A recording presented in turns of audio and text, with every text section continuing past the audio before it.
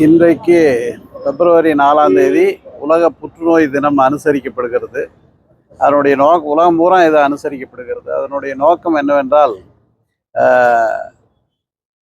புற்றுநோயை வருமுன்னே கண்டறிதல், ஆரம்ப நிலையிலேயே கண்டறிதல், அப்புறம் முற்றிய நிலையில், அது வெவ்வேறு ஸ்டேஜில் முற்றிய நிலையில் அதுக்கு எப்படி வைத்தியம் செய்வது என்பது பற்றியும், ரொம்ப முற்றி போய் டெர்மினல் ஸ்டேஜில் மக்களுக்கு எப்படி அவர்களை பாதுகாப்பது என்பதை பற்றியும், அதனால் புற்றுநோயால் பாதிக்கப்பட்டவர்களை பாதுகாப்பது என்பதை பற்றியும் ஒரு விழிப்புணர்வை ஏற்படுத்துவதற்காக இன்றைக்கு உலகம் முழுவதும் புற்றுநோய் தினம் அனுசரிக்கப்படுகிறது.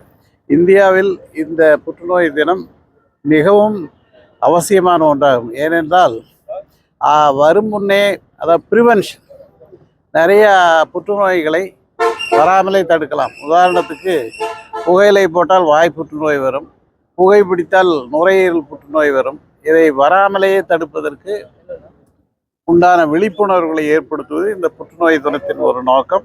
இன்னொரு நோக்கம், ஆரம்ப நிலையிலேயே புற்றுநோய் கண்டுபிடித்தல், அதுக்கு ஸ்க்ரீனிங், இந்த மாதிரி ஆரம்ப நிலையிலேயே கண்டுபிடிச்சோம்னா ஒரு சந்தேகப்படும்படியான நோயாளிகளை அது ஸ்க்ரீன் செய்வது, அல்லது ஜென்ரலாக எல்லாத்தையும் ஸ்க்ரீன் பண்ணுவது, அதெல்லாம் ஆரம்ப நிலையிலேயே கண்டுபிடிக்கலாம்.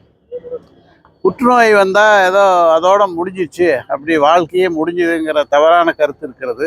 அது தவறு. நிறைய புற்றுநோயை வராமல் தடுக்கலாம். வந்த பிறகு ஆரம்ப நிலையிலே கண்டுபிடிச்சிட்டா முழுவதும் குணப்படுத்தலாம். இந்த விழிப்புணர்வெல்லாம் ஏற்படுத்துவதுதான் இந்த புற்றுநோய் தினத்தின் ஒரு நோக்கமாகும்.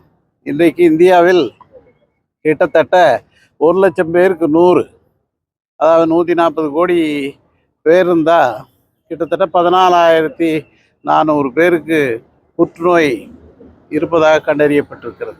நாளுக்கு நாள் இந்த புற்றுநோய் அதிகமாயிட்டே வருது. அந்த அதிகமாயிட்டே வருகிற காரணத்தால் நம்ம இதை விழிப்போடு இருந்து இந்த உயிர்கொல்லி நோயை வராமலே தடுக்க வேண்டும். வந்த பின்பு ஆரம்ப நிலையிலே கண்டுபிடித்து முழுவதும் குணப்படுத்த வேண்டும். அப்படி பண்ணால் முழுசாக புற்றுநோயிலிருந்து விடுபடலாம்.